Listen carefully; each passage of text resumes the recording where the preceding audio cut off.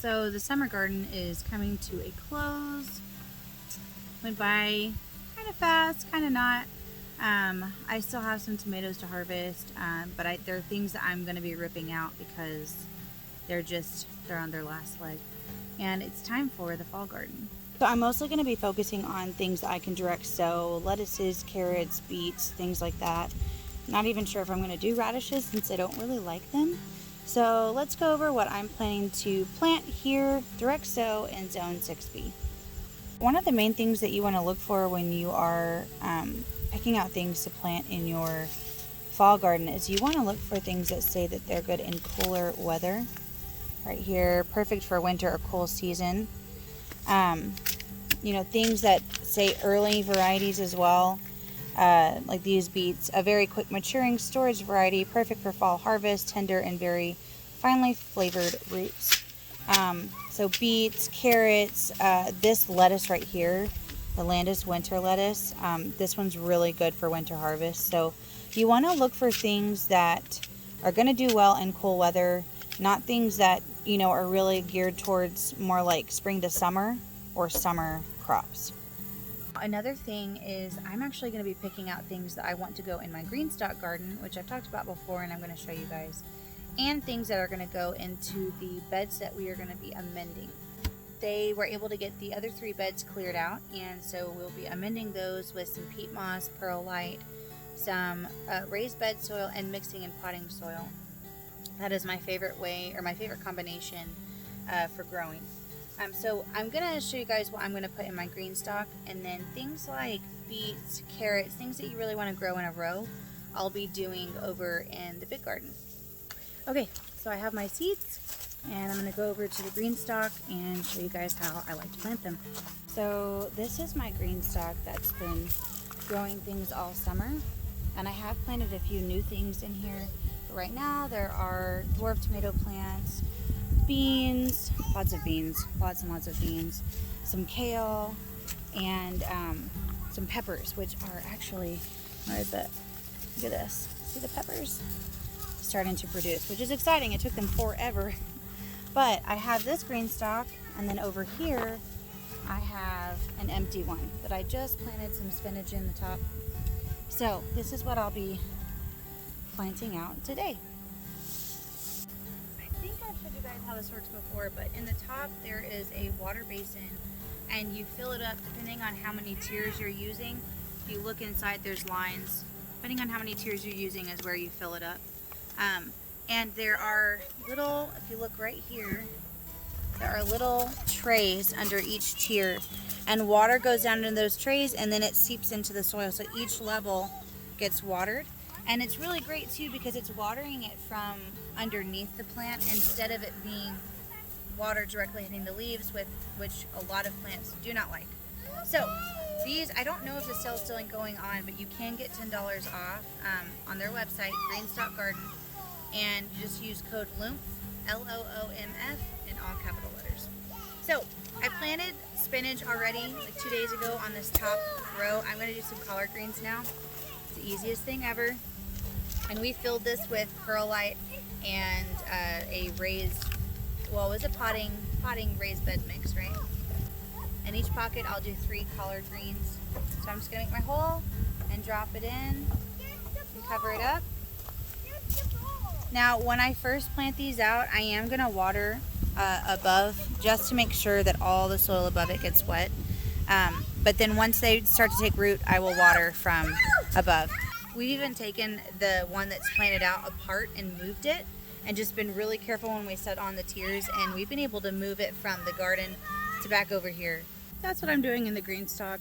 Not super detailed, but I'm going to be growing some fall things in there.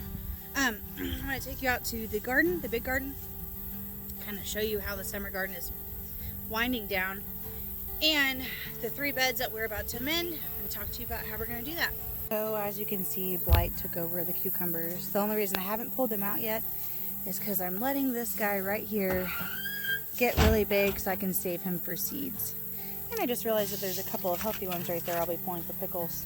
Those though are still going strong. And if you guys can believe it, I'll let them go until they can't go anymore.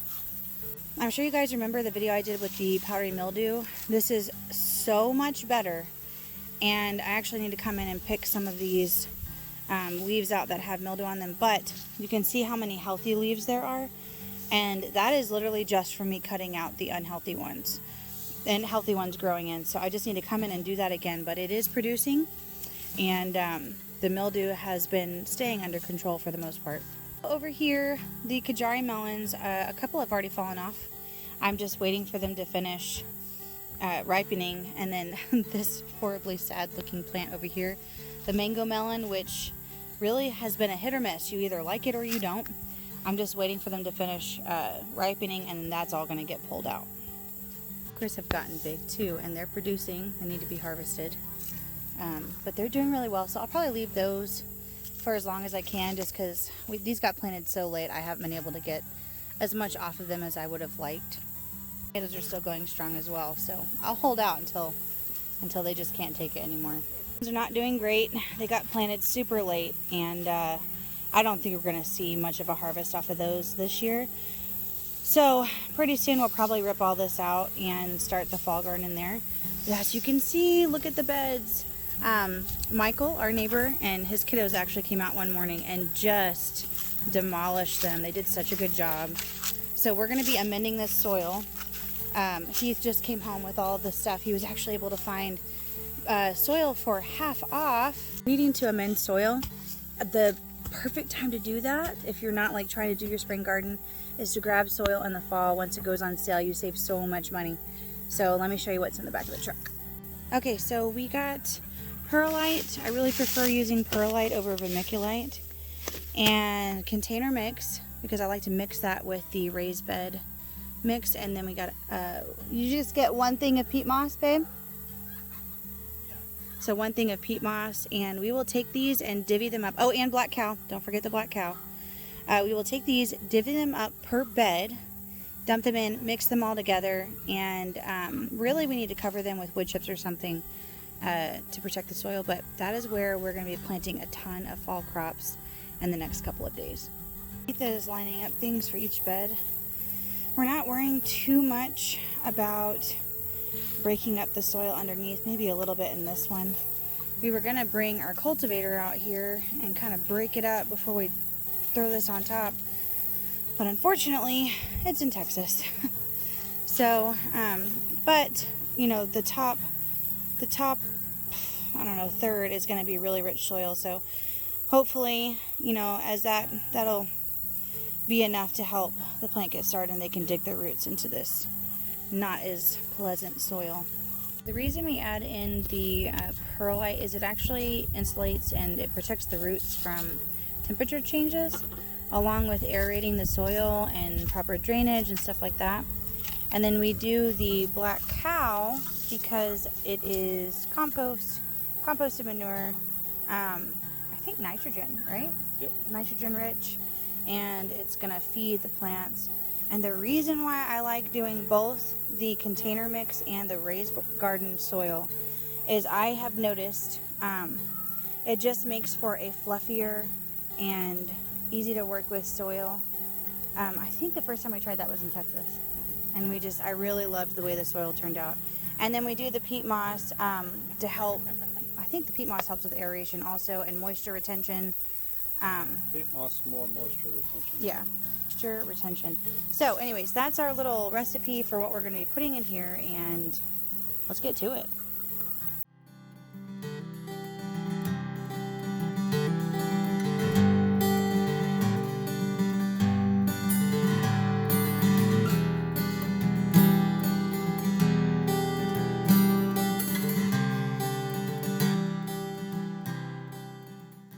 So I may end up adding some more stuff in here, maybe a couple more bags, but look at how much better this is. It's still workable. Lots of perlite and peat moss. So I'm excited about planting the fall garden here. So that's just an update with us, guys. Lots going on. My toddler's walking up the hill by himself, so shalom. I will not trust in strange folks. I'll put my hope in hell.